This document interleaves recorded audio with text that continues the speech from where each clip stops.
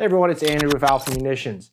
Today I just wanted to do a quick video on picking your bushing or mandrel sizes. So when we're resizing brass after you fired it, of course that neck expands out into the chamber, sealing against the chamber wall. It will spring back a little, but now we have to size it back down, tighten it down so that when you see the bullet, it will hold the bullet. So there's two methods to resizing and two methods to how you determine what size you want. So you can either do an OD bushing, which you have in any of your bushing sizing dies, or you can either perform this with like an area 419 where they have a built-in mandrel, or you can do it as a secondary operation where you mandrel it back out.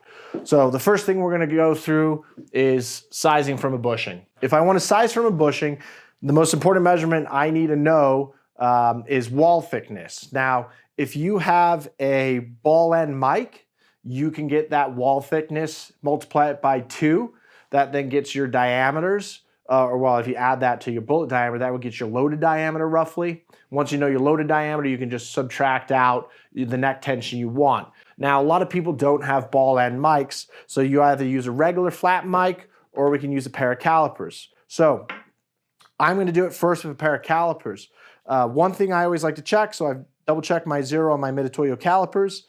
And then what I do is I'm going to use a ping gauge, and I want to measure against my ping gauge. So my ping gauge was saying 240, and my calipers are actually saying 0.2395. So they're about 5/10 out, but for all intents and purposes, that's close enough for what we're up to today. So I have my loaded round. This is 6 Creedmoor. It's in production right now. So I'm going to check the OD of the loaded cartridge. I'm measuring it right at 2705. All right, so now we're going to write down and go to our equation. So OD of the loaded cartridge, 0.2705. Now we want to talk about neck tension. But what is neck tension? So neck tension is the interference fit between the bullet and the ID of the case mouth. And so in a drawing, and imagine those are invisible lines. So that's the top of the shoulder, that's your case mouth, that's the neck and neck wall thickness of the brass. And then what we want to do is we want to determine the difference between that and the bullet, because as the projectile comes in, really great drawing, there's an overlap there. And that overlap, that bullet, as you seat it down, is going to push that case mouth back out. What we have here between the ID and that bullet diameter is your interference fit or your neck tension. So that's what we're looking for. So when we ask what our neck tension wants to be, it kind of ranges. The minimum neck tension I'll do, and you can experiment through load development to see which one works best for you. But for bolt guns, I'll typically do 1.5 to 2.5 thou. There are some guys that are running 4 to 5. I think that's a popular trend in the bench rest community right now, is they're doing a bit more of a heavier neck tension. And then gas guns, I would do no less than 3 thou. You definitely want at least a 3 thou fit for interference fit for gas guns. So let's say just easy bolt gun PRS stuff, we're gonna go with 2 thou. So I want a 2 thou interference fit or 2 thou neck tension. So I'm gonna minus 0.002. So what's that math come out to? It's going to come out to 0.26, that's a terrible 685.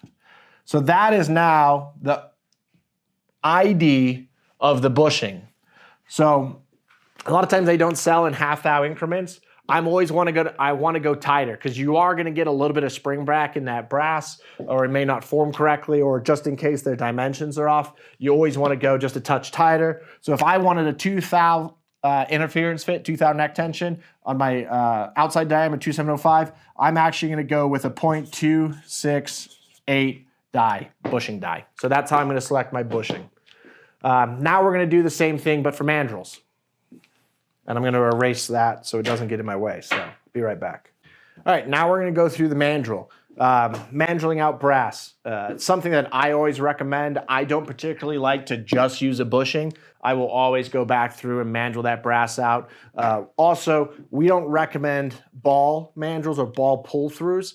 You want that long bullet-shaped mandrel. So that way, my rule is you always want the entire length of the neck in contact with the constant diameter section of that mandrel. It's very important.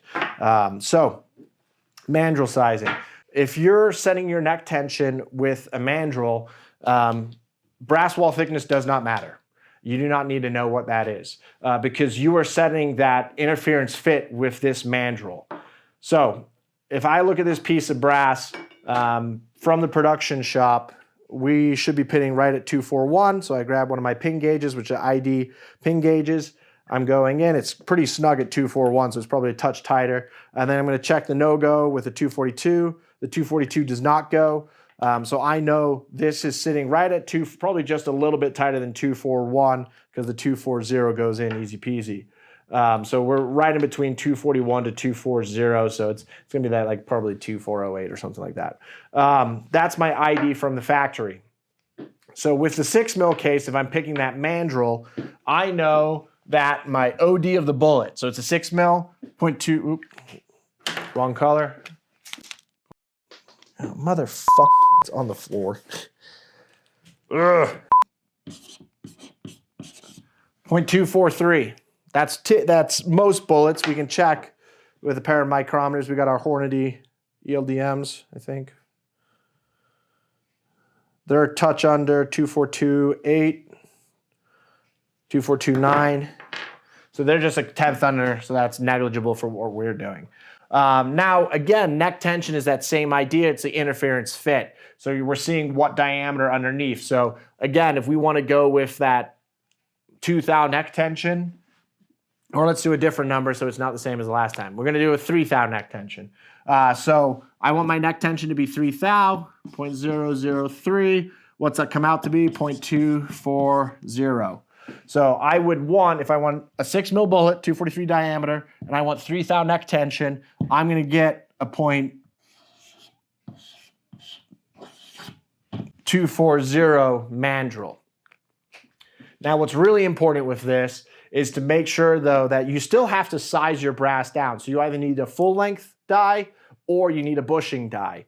If you're doing with a bushing die, you want to make sure you do still want to go through and do this calculation for your actual bushing size, but you're not considering neck tension. So instead of doing a 2 thou neck tension, I always add at least a thou to whatever neck tension I want to make sure we size that neck back down properly so that your mandrel can size it up just a little bit.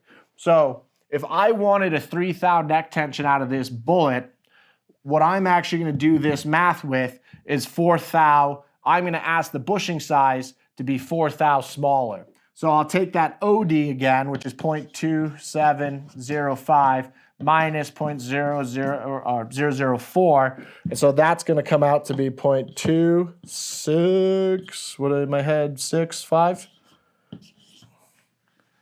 0.2665. So I would probably go with a 0.266 bushing so that my mandrel has enough space to work it back out and even that mouth back out and get a consistent ID on that piece of brass.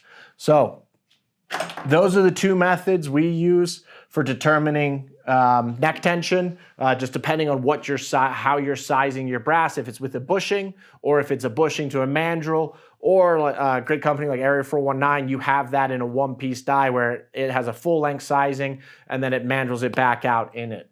So I always go with mandreling brass. It's always produced most consistent ESs, SDs, and downrange results. Setting neck tension is super easy. You just need to know your bullet diameter and whatever neck tension you want, and then you can buy a custom mandrel. These ones are carbide. I recommend carbide mandrels. But yeah, that's about as easy as it gets. If there's any questions, leave them in the comments section. I'll get back to them and try and answer them. But yeah, thanks very much for watching. Have a good one.